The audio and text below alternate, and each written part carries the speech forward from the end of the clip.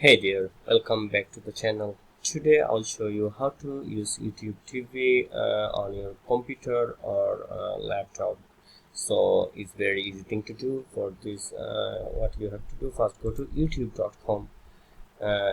It's look like this. Now, if you want to YouTube TV on your PC, then go open a new tab and search for YouTube TV for PC. Now from here, select the Chrome Web Store YouTube TV on PC. This result, and now what you have to do, select Add to Chrome here. Now select Add extension, and extension will be downloaded to your PC.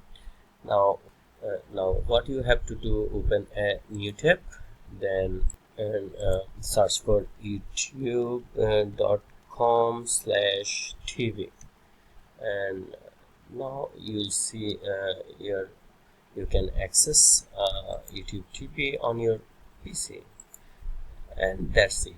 That's how you can get YouTube TV on your PC. It can be laptop or computer. So if you found this video helpful, and don't forget to give a like and subscribe for more tips like